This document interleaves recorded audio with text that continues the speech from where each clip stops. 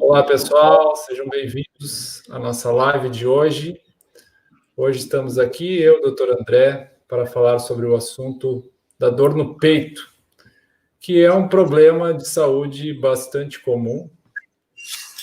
E na área, eu trabalho como clínico, e como clínico recebo alguns pacientes com essa queixa. E o Dr. André, como cardiologista, recebe ainda mais pessoas com essa condição, mas mesmo aquele que trabalha como clínico recebe várias pessoas com dor no peito. E algumas pessoas jovens, 20 e poucos anos, próximo dos 30 anos, 30 e poucos, 40, na faixa dos 40, 50, 60, enfim. É um problema que afeta muita gente em diversas faixas etárias. E uma das coisas que preocupam as pessoas quando tem esse sintoma da dor no peito é que elas pensam que pode ser algo mais grave, pode ser um problema de saúde mais sério, pode ser algo no coração ou algo no pulmão. Então a grande questão da live de hoje é dor no peito.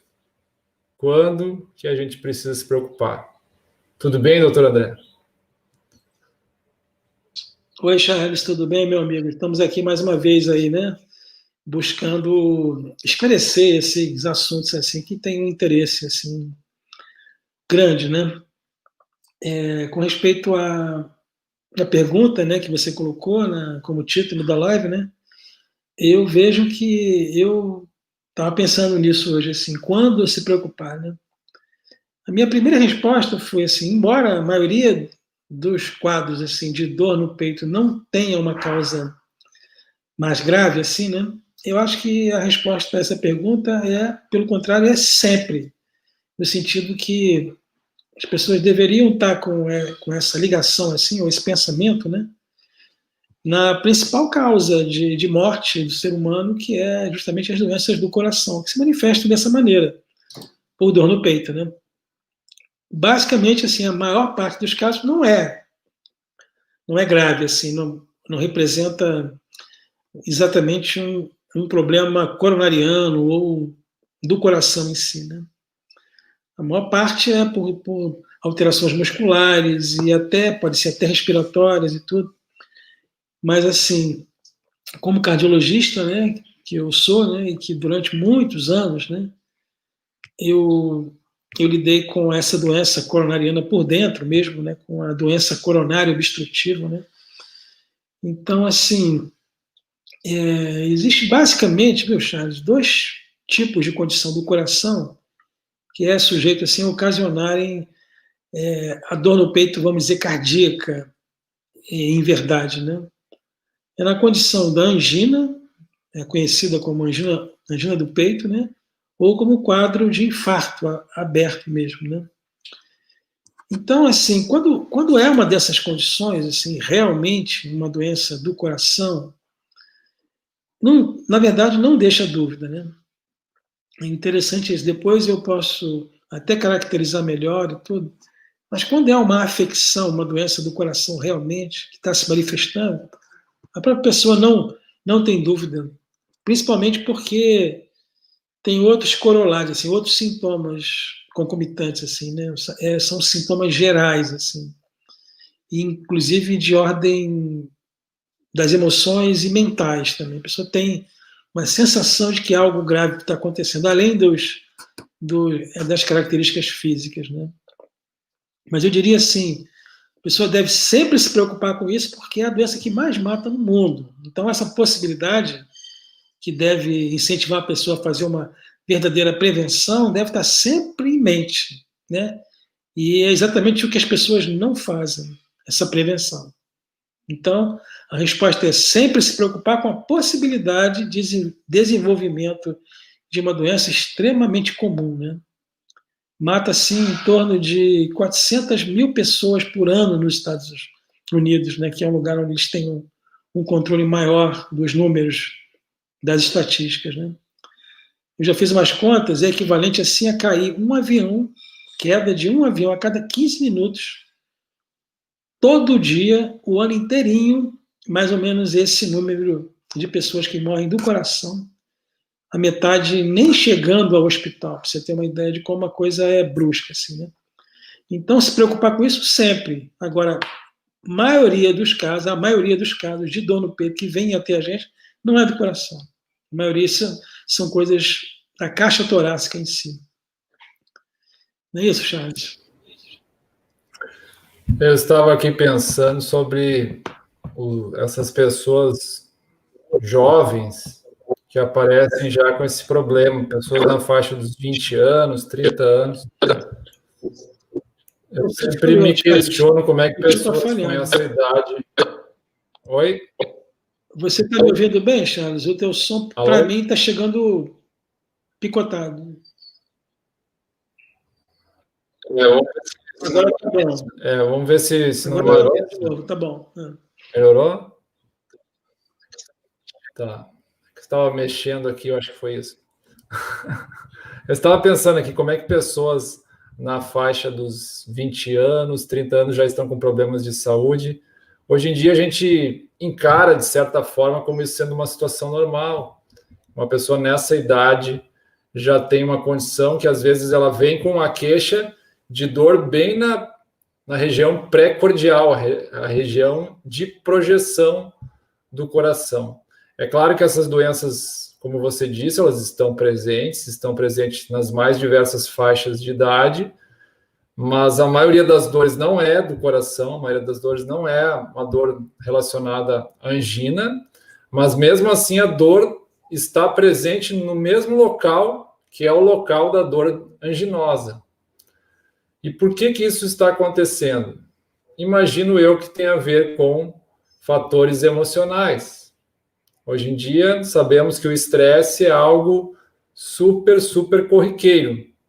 E as pessoas na faixa dos 20, 30 anos ainda não têm aquela maturidade para lidar com aquela vida tão corrida, tão cheia de problemas, estão ingressando naquela idade em que ela começam a assumir mais responsabilidades, começam a assumir uma família, assumir as condições financeiras da família, ou assumir filhos, assumir um relacionamento, um casamento, e daí isso começa aquele estresse, aquela questão financeira, os próprios estudos ainda rolando naquela faixa etária, muitos fatores emocionais envolvidos. Como sabemos também, o doutor André trabalha com homeopatia e pode nos dizer algo a esse respeito das emoções, do estresse, o quanto isso influencia esses quadros dolorosos.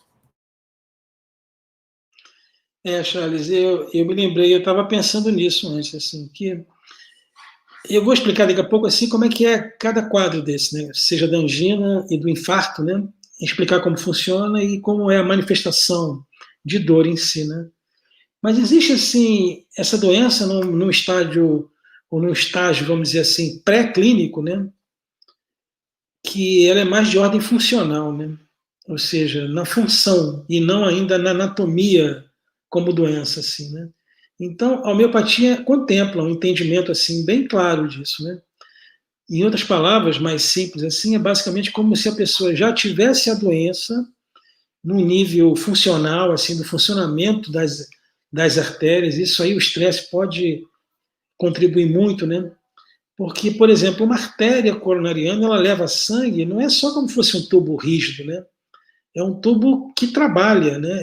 Ele dilata numa condição, numa demanda assim de esforço, seja físico ou emocional, e com isso leva mais sangue quando dilata, né?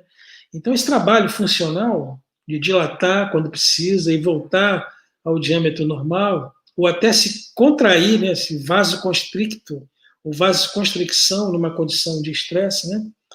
Esse trabalho, ele pode dar sintomas também, né? E a pessoa ainda não tem uma placa, não tem uma obstrução ali anatomicamente configurada, né? Então, a homeopatia reconhece esse tipo de doença, nesse estágio funcional, não anatômico, e tem tratamento para isso. Reconhece através dos sintomas, inclusive esses da própria dor e os mentais, pode tratar a pessoa e a pessoa melhorar, inclusive, no conjunto de sintomas, até no nível de estresse, essa coisa toda. Agora, só para efeito de entendimento, Charles, eu vou dar uma explicação aqui rápida do que é o mecanismo da angina e do infarto, para as pessoas entenderem assim quando os sintomas devem ser assim valorizados, né? Mais, muito embora, como eu falei, quando o quadro é real, assim, um infarto, por exemplo, a pessoa não tem nenhuma dúvida que está tendo alguma coisa mais séria. Tá? Mas assim, toda a mecânica da doença ela funciona com a formação de placas dentro, na parede interna das artérias, né? No caso, as artérias do coração, artérias coronárias. Então, quando essa obstrução é uma obstrução fixa, ou seja, uma placa de colesterol, de cálcio, de gordura fixa, que, por exemplo, implica obstrução de 70%, 80%, 90% do diâmetro interno da artéria, que a gente chama de luz, né? Aí há uma limitação de fluxo ali. Numa condição de repouso, essa limitação de fluxo não se faz sentir. Quando a pessoa faz um esforço, essa artéria não tem como dilatar, a própria placa impede que ela se dilate, e a própria obstrução que a placa implica, né, faz uma limitação de fluxo no esforço. Então, o sintoma de dor no peito é principalmente ligado a esforços físicos. A pessoa tem dor no peito, em geral, isso no contexto da angina, né? Em geral, no centro do peito, pode irradiar para um braço, mais comumente o braço esquerdo.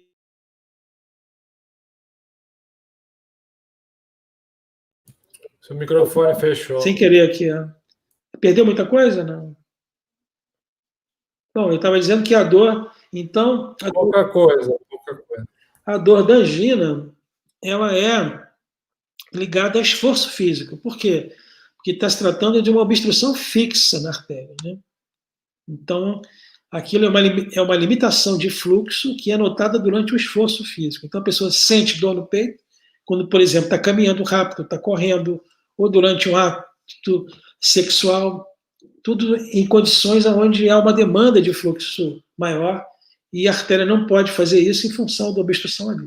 Agora, o infarto, que é uma condição mais grave, né, e mais definitiva, assim, o que acontece? Numa placa dessas, que se forma dentro da artéria coronariana, que não precisa ser uma placa gravemente obstrutiva, não precisa ter esses 90% de obstrução, ela pode ser uma placa, às vezes, leve, de 10%, 20%.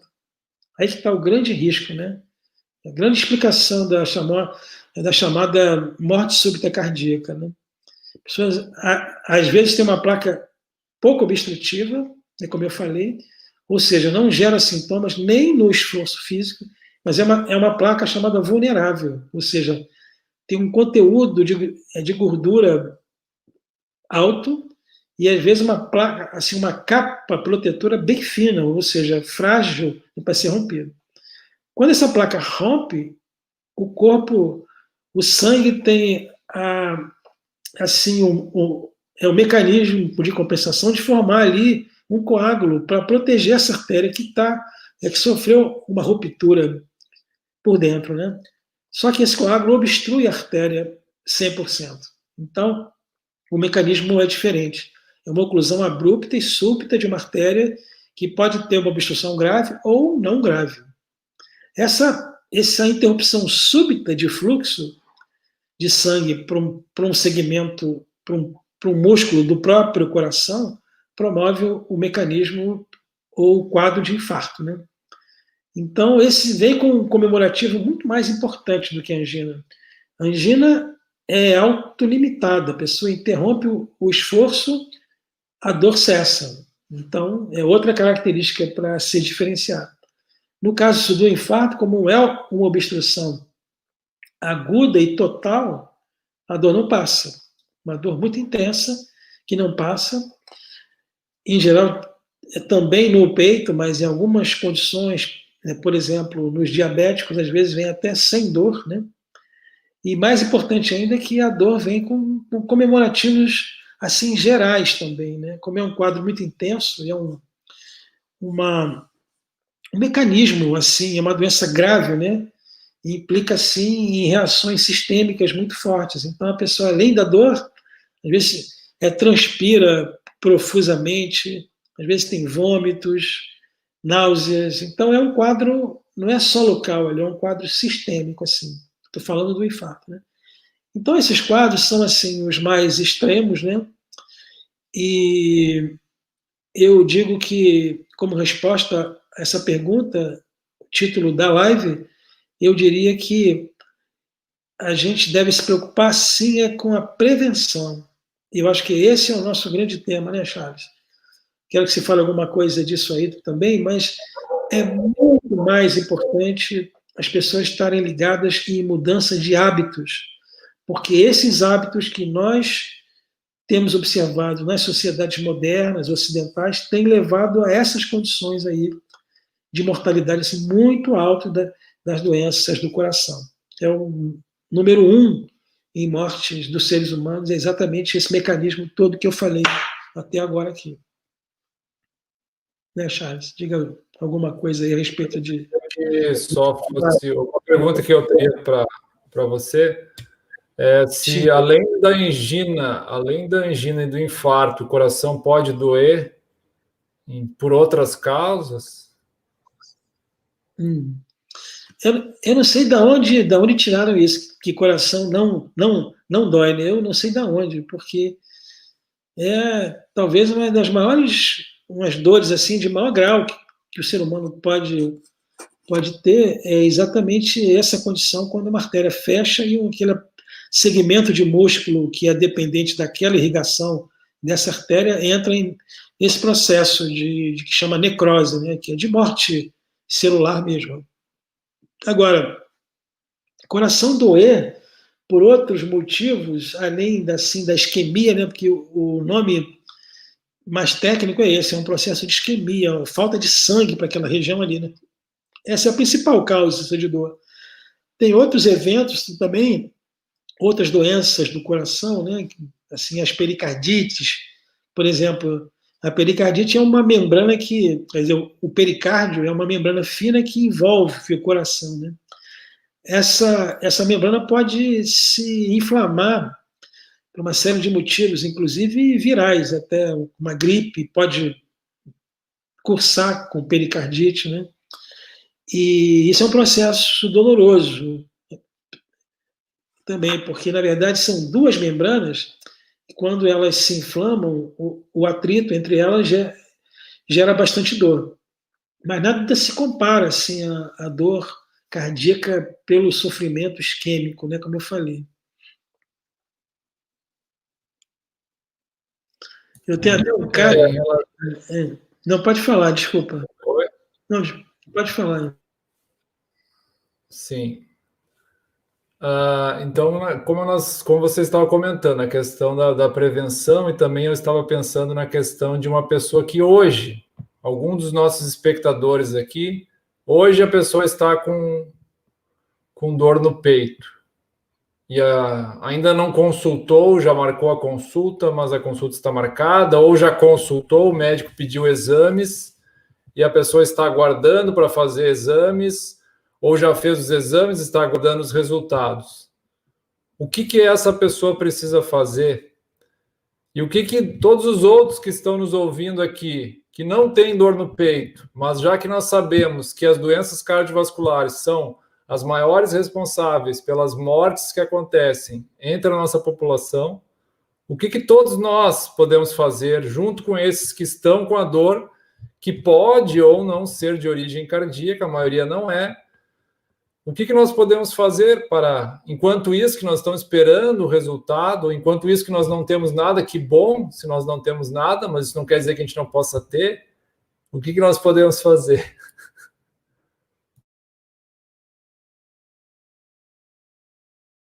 O microfone está fechado.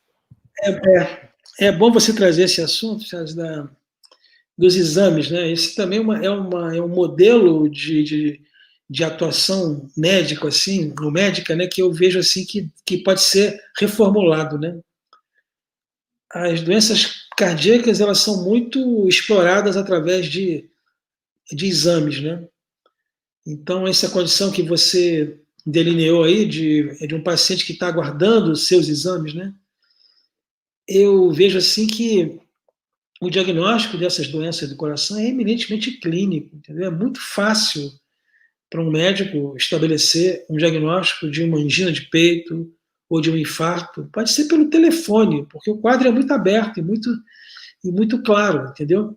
Então, na verdade, os exames aí não servem para efeito diagnóstico tanto.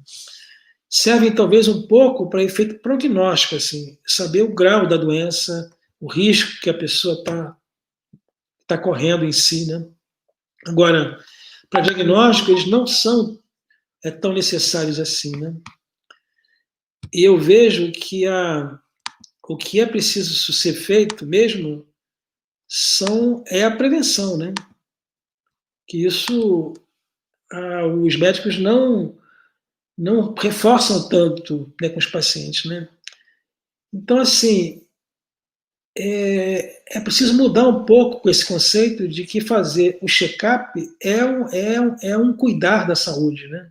Na verdade, quando a pessoa tem um exame desses, né, por exemplo, de um teste de esforço, que é basicamente um eletrocardiograma feito na condição de esforço físico, né? Um eletro de esforço documentado, né? Ou um exame mais elaborado, uma cintilografia, ou uma angiotomografia, que está muito na moda, né? Quando um exame desse chega a ser positivo, é porque a doença já está muito avançada, ou seja, não tem vantagem, né? É muito mais interessante essa pessoa que acha que fazer exames todo ano é promover saúde, ela procurar um médico que esteja sintonizado com a prevenção real. Eu chamo de prevenção primordial, né? Que basicamente envolve coisas simples, embora às vezes tenham que ser mudanças intensivas, né? Mas são mudanças de hábitos, de como a pessoa se alimenta, como ela lida com o estresse, ao nível de atividade física, ou sedentarismo que a pessoa tem, como ela lida com seus relacionamentos, seja afetivos, ou sejam profissionais. Tudo isso pode ser trabalhado no sentido de que está provado que mexer com esses aspectos, a pessoa tem menos incidência de doenças do coração. Então, esse é o trabalho que tem que ser feito. Essa é a verdadeira prevenção. Não é fazer exames, entendeu? Agora, eu, pessoalmente, tenho um interesse especial nesse grupo de pacientes que tem a doença no nível funcional só. Ou seja, que inclusive para esses pacientes que têm, por exemplo, dor no peito, né, que parece do coração, parece, né, como a gente chama, dor no peito típica de doença do coração, seja, por exemplo, uma angina. Aí faz os exames todos e não mostram nada. Isso tem um número expressivo de pessoas que se comportam dessa maneira. Esses doentes, na minha forma de entender, eles já têm a doença no nível até anatômico, mas ainda sem assim uma intensidade que seja a ser visível nesses exames. Por exemplo, faz uma tomografia das coronárias, que é essa angiotomografia, e não mostra nenhuma obstrução das coronárias normais. Às vezes chega ao cateterismo e tem coronárias normais. E a pessoa apresenta dor no peito, né? Então, assim, isso é no nível funcional que deve ser corrigido pela dieta, pela meditação, pelo yoga, sabe, pelo trabalho de estresse.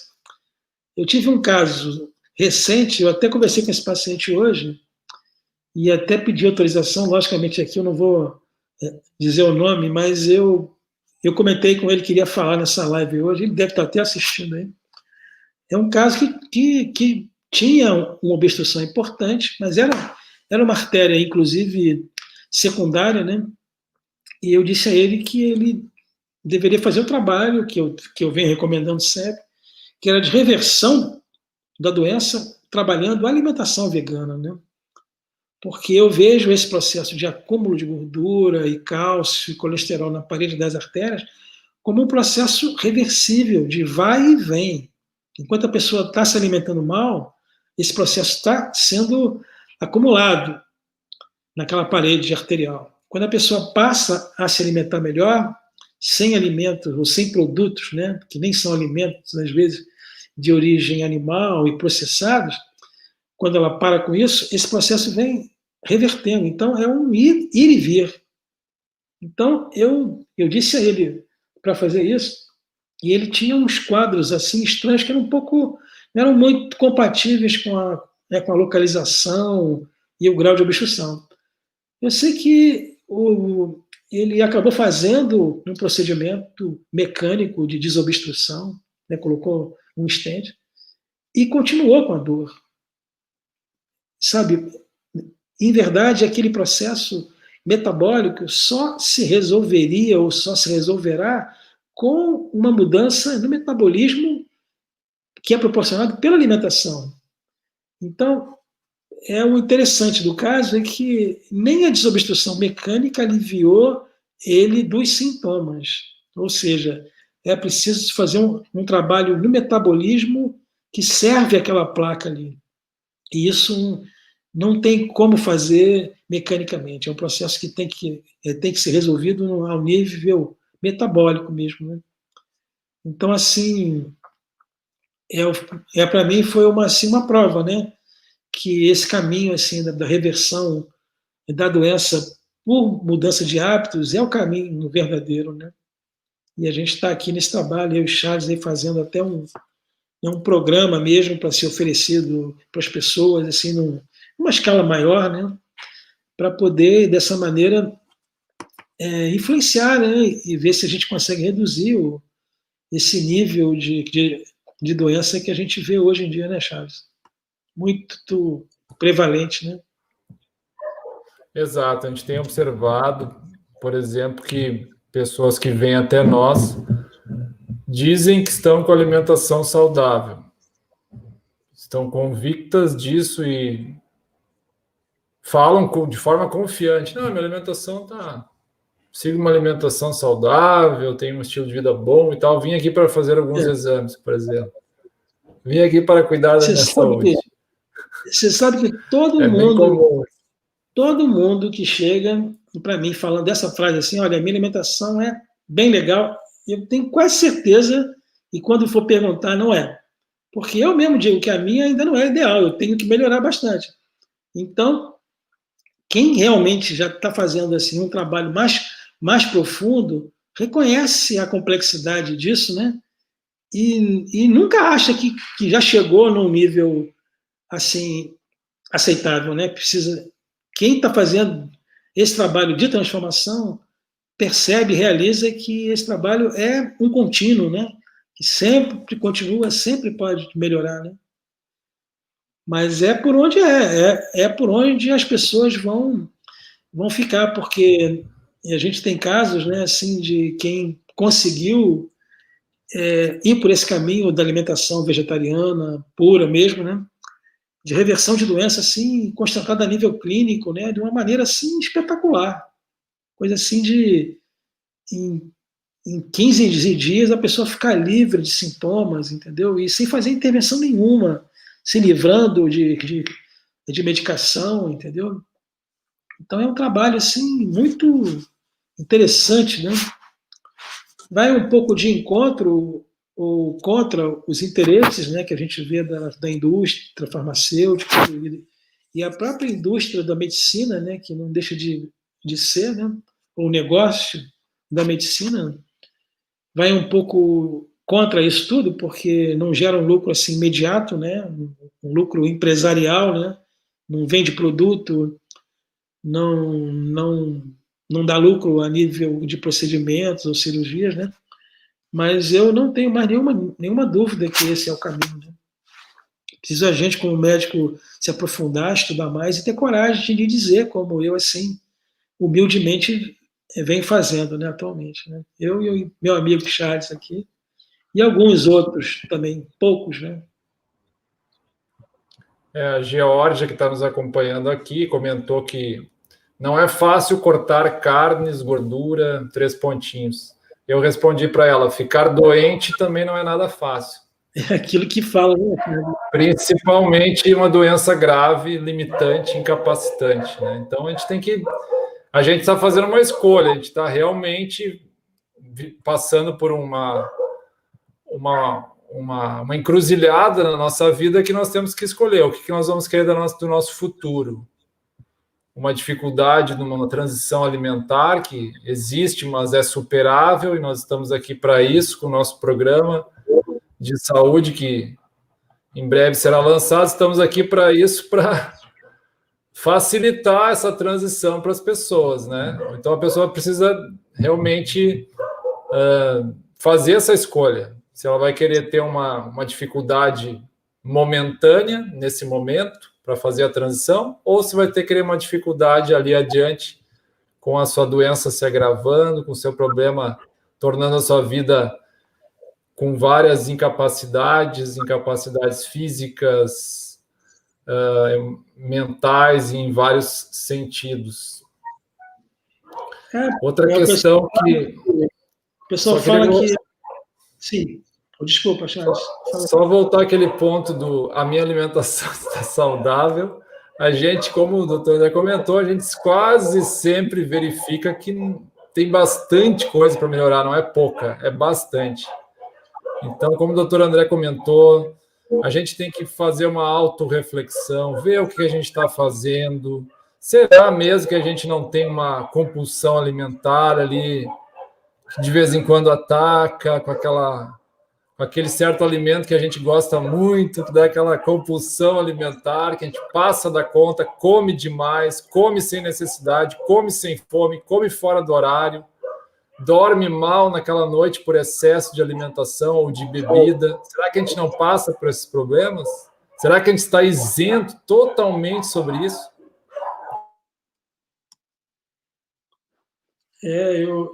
Esse tema, né, da adicção à comida é um tema muito sério, né? Eu vi uma palestra outro dia, assim, um vídeo, né, de um médico americano com esse título, assim, até você viu também, Charles, você me comentou a respeito, né, o médico, o título era Adicção à Comida e Comer Demais por Problemas Emocionais, né? Isso é uma questão muito séria, isso, né? Uma questão bem séria, da pessoa comer em excesso e motivado por uma compensação, buscando compensar o sentimento de frustração e, às vezes, outros, né, no excesso de comida, né? Mas mesmo naquelas pessoas que dizem assim, que tem uma alimentação considerada normal, né, esse normal, o normal também, hoje em dia, é ficar doente, né? E, por exemplo, ninguém morre de velho mais, né? Esse é até um assunto que a gente vem conversando bastante. Todo mundo morre doente, né? E 70% morre precocemente. Então, essa dieta ocidental normal não está dando muito certo, né? Porque as consequências estão aí. A gente nega, porque não chegou na gente ainda, né? Então, parece que não é o caso, mas é uma realidade. Então, quando nos dizem aí, né, Charles, que a gente tem uma proposta alimentar radical, eu digo assim, correr o risco de morrer precocemente, né? Como 70% das mortes é precoce e é evitável, né? Sempre digo isso. E antes de morrer ainda, ter o risco de ter o peito aberto para fazer uma cirurgia, a cirurgia mais agressiva que existe na história da medicina, né? É a cirurgia de ponte safena, ou equivalente. Peito aberto, coração parado. Isso é uma atitude radical para mim, né? A pessoa correr esse risco, implicar, ter um hábito alimentar que tem um risco maior da pessoa sofrer uma condição dela. Isso, para mim, é uma condição, é uma vida radical. Correr um risco assim, de maneira radical. Agora, a pessoa buscar uma mudança alimentar, né, saudável, e não fazê-la só porque aprendeu desde pequenininho a comer de outra maneira, eu não vejo que seja uma coisa razoável. Muito menos essa desculpa, dizer, não, mas socialmente, como é que vai ser quando eu for na casa de fulano, da minha mãe? Eu também não vejo isso aí como argumento a ser considerado, né? Mas é isso, Charles. A gente já... Diga aí. Eu só queria dizer que essa questão que eu fiquei refletindo sobre essa questão que as pessoas dizem que a alimentação, minha alimentação é saudável. Sim, mas o que é considerado saúde para você? Saúde é ficar quando ali pelos 50 anos já está tomando um remedinho da Pois pressão, é, isso. chegar aos 60, 70 já com problemas de esquecimento, com dificuldades para caminhar. Essa é a saúde que a pessoa considera normal. Ah, não, mas eu pensei que pressão alta era normal com a idade, não é? Eu pensei que ter problemas de esquecimento também fosse normal com a idade. Não é. Pressão alta não é normal com a idade. Problema de esquecimento não é normal, não é saudável. Você sabe que tem médico que acha que hipertensão é uma condição natural do envelhecimento? Médico. Esquecem que tem tribos aí de índios, por exemplo, os Yanomamis, que ao envelhecer, a pressão deles chega a cair, em média. Fica igual de adolescente, entendeu? Por quê? Porque não tem esses hábitos, né? Não come sal em excesso, que está presente na alimentação animal, nos alimentos ou nos produtos alimentícios processados, né? Então, essa condição é nossa, a gente criou isso nas sociedades modernas, né? E ainda tem o conceito de que isso tudo é genético, né? Olha só. Na verdade, os pais ensinam os filhos a comer dessa maneira, comem da mesma forma, têm as mesmas doenças e ficam, né, dizendo que a doença tem uma base genética. Na verdade, não é isso, né? As doenças, inclusive, não têm uma explicação médica, científica, porque elas não são condições de doença em si. Elas são reflexos dos hábitos de vida, que são verticalmente nas famílias iguais, né? Então, é uma coisa que precisa ser dita, né? Precisa ser mais dita, mas a verdade é que a saúde está no nosso controle, assim, individual, né? É uma decisão, mas é em função das nossas escolhas. E especialmente nesse aspecto, né? Que a gente está levantando aqui hoje, né, Charles, da dor no peito, das doenças do coração, né? Isso é uma escolha. Esse mesmo médico que fez essa palestra do food addiction, da adição à comida e comer demais por causa emocional, falou assim: o que acontece é que as pessoas estão escolhendo, estão optando por fazer um suicídio por comida. Olha que coisa séria, mas eu não pude te refutar isso, né? Porque se por comida a pessoa corre risco de morrer mais cedo e doente, qual é o nome disso? O nome é esse mesmo, entendeu? E qual é a causa? É a comida. Vamos em frente. Radicais, né? Nós somos radicais, né? Hoje em dia tem pessoas que estão, se a gente for calcular pelo índice de massa corporal, IMC, tem pessoas que estão 20 quilos acima do peso e estão achando que estão com peso bom. Ela acha, não, estou bem, estou bem do peso e tal. Como assim? Como assim bem? Né? A barriga saliente e a pessoa considerando que o seu corpo está ajustado. É uma distorção, assim, né? Tanto como a anorexia dá aquela distorção de a menina chegar na frente do espelho e achar que está gorda, também está acontecendo hoje em dia o contrário. A pessoa está bem acima do peso achando que está com peso bom. Pois é. Você sabe que eles usam o IMC, né? Esse índice que você comentou, de 25 para estabelecer o nível de quando a pessoa está com sobrepeso, né? Então, sobre esse índice de 25, quer dizer, quem tem 25 ou mais, 60% da população já está com sobrepeso, né? Mas se você fizer esse cálculo se baseando no índice de 23, que é o mais correto, 89% da população americana, por exemplo, é considerada obesa. Quase 90%, cara. Olha só que coisa impressionante, né? E como é que você quer que tenha saúde com sobrepeso? A gordura funciona como um órgão. A gordura acumulada, hoje, a gente sabe que é um órgão que produz hormônios, substâncias inflamatórias, e a inflamação está na base dessas doenças todas, seja doença do coração, pressão alta, diabetes, câncer, e aí vai. Tudo já está nessa base, entendeu? E aonde é que nasce isso tudo? Nos hábitos, nos sentidos, né, Charles? Na coisa até assim egoísta da pessoa não abrir mão, não tem que ter todo o prazer possível do mundo, paladar, comida, quantidade, tudo tem que me satisfazer 100%. Só que é como você falou, tem a fatura, tem o preço, né? E a conta vem, né? E aí? Quando chega a conta, aí começa. Remédio para pressão alta, diabetes, e aí, né? Eu sempre que passo, né, nessas farmácias e vejo assim, né? Remédio de graça. Já reparou nisso? Sabe? Remédio de graça para hipertensão, diabetes e asma. Cara, olha só. As pessoas já estão considerando isso aí normal. Galera, então, o que, que o governo faz? Dá remédio de graça. E ninguém fala que é a comida. Realmente, cara, situação delicada, né?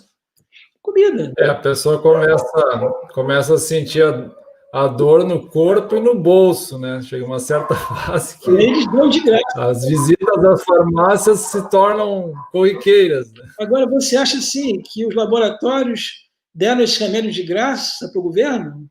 Obviamente que não, né? A gente é que paga, não é de graça nada, porque não tem almoço de graça. Já que a gente está falando de comida, né? Não tem almoço grátis. Quem está pagando isso aí é quem paga imposto. E você, todo mundo. Porque o laboratório vendeu e vendeu caro para o governo, né? Com certeza. Aí vem lá remédio de graça na farmácia. Ou seja, se acostume com a doença, continue doente mesmo, porque esse é o normal, não tem como. Envelheceu, tem que ficar doente. Não. É para quem ainda não acordou para essa realidade. Né? E a gente está aqui falando, pode ser até que a gente esteja pregando no deserto, né, Charles? Mas eu vou continuar, porque depois, quando a gente descobre essa verdade, não tem como tampar, né? Agora, mostrar e vamos ver. Eu sei que alguns poucos seguem, né? Alguns poucos vêm e é uma alegria muito grande, assim, ver quando alguém se transforma e tem mais saúde. Eu tenho, assim, graças a Deus, vários exemplos disso e eu fico feliz com isso aí, com essa possibilidade de estar auxiliando as pessoas, né? Que, na verdade, a nossa função mesmo, enquanto médicos, é essa, é servir, né? Servir. Não é outra, né? A Georgia Franco disse que está participando aqui nos comentários. A paciente minha, ela é muito legal. Sim. Então, ela fez algumas perguntas aqui no final, Georgia. O que eu tenho para dizer, já que a gente está aqui finalizando a nossa live hoje, é que continue acompanhando aqui as nossas lives, nosso trabalho. Com certeza essas dúvidas aí vão ser esclarecidas, porque a gente fica martelando nessa tecla aí. Essa tecla aí da transição alimentar para uma alimentação, se não a mais saudável de todos, pelo menos uma que seja mais saudável que a gente esteja fazendo hoje, né? Que não é difícil que a gente consiga orientar as pessoas nesse sentido, porque a maioria não está. Mesmo pessoas que às vezes nos comentam, não, mas eu estou comendo saudável e tal, e lá pelas tantas, pessoas me dizem que comem alguma carne processada, né? Que sabemos que é cancerígena, e mesmo assim a pessoa está considerando que a sua alimentação é saudável, né? Então tá, né? Eu digo que a minha ainda não é, sabia? A minha ainda tem que melhorar. Eu já sou vegano, eu já não como nada de origem animal, mas eu ainda tenho que melhorar. De vez em quando eu como um doce, de vez em quando eu como um pouco a mais do que eu deveria. Então, esse é um processo. A gente está aqui vivo, participando aqui dessa luta em comum, é para melhorar. Não tem ninguém. A gente alguns estão assim um pouquinho na frente, outros estão ainda. A gente tem que dar a mão. O importante é ter essa consciência e andar para frente. E não ter preconceitos, né? Ter a mente aberta. Porque a mente fechada para o novo impede muito a evolução, impede muito. Então, esse para mim é o maior risco. Quando eu vejo que eu estou perante uma pessoa, assim, em frente a uma pessoa que tem a mente fechada para ouvir isso, aí é mais grave, entendeu? Aí é mais sério. Porque a pessoa que está, assim, arraigada nos seus hábitos, ela tem como despertar, de alguma maneira, né? Mas a pessoa que tem a mente fechada, que não quer ouvir, esse eu vejo como mais difícil para mudar. Às vezes só muda mesmo com um tranco, assim, da vida, na saúde mesmo, na condição, que é muito mais dolorosa, né? Mas é isso, Charles. Eu te agradeço aí essa oportunidade aí, a gente está nesse trabalho juntos aí, eu estou feliz com isso, né? Em breve aí, Isso aí, eu também. os 12 passos para viver mais. Porque o objetivo é esse, é mostrar um caminho para a gente trilhar antes, né? E todos, assim, o maior número de pessoas possível com o objetivo de viver mais, para poder aqui, né, caminhar mais, evoluir, essa coisa toda com a família, né? Essa é a ideia, né, Charles? Com certeza, a gente estar juntos aí para dividir as nossas experiências, os nossos conhecimentos, e a gente vai aprendendo uns com os outros. Também as pessoas que acompanham aqui o nosso trabalho também dividem as suas experiências conosco, e isso a gente vai crescendo, vai construindo essa corrente do bem, essa intenção amorosa aí de transformar a vida de cada um e transformar esse mundo para que a gente possa deixar esse mundo um pouquinho melhor do que a gente encontrou ele. Legal, Charles, muito bom. Vamos encerrando por aqui. Gostaria de agradecer a todos os nossos espectadores. Gratidão, continuem acompanhando o nosso trabalho, as nossas lives aqui, que nesse momento estão acontecendo semanalmente. E estava pensando aqui também de que daqui a pouco nós vamos ter algumas lives, se tudo ocorrer certo aí, algumas lives com demonstrações culinárias aí para que as pessoas fiquem com água na boca. Isso, boa. Água na boca aí para saber que esse mundo aqui de cá não é assim tão árido como... Não precisa perder o sabor, né, Charles? Exato. Pode comer com sabor e saúde, né? Sabor e saúde. Sim, sim. Gratidão a todos, pessoal. Tchau, tchau. Deus te abençoe aí, amigo. Um abraço aí. Saúde a todos.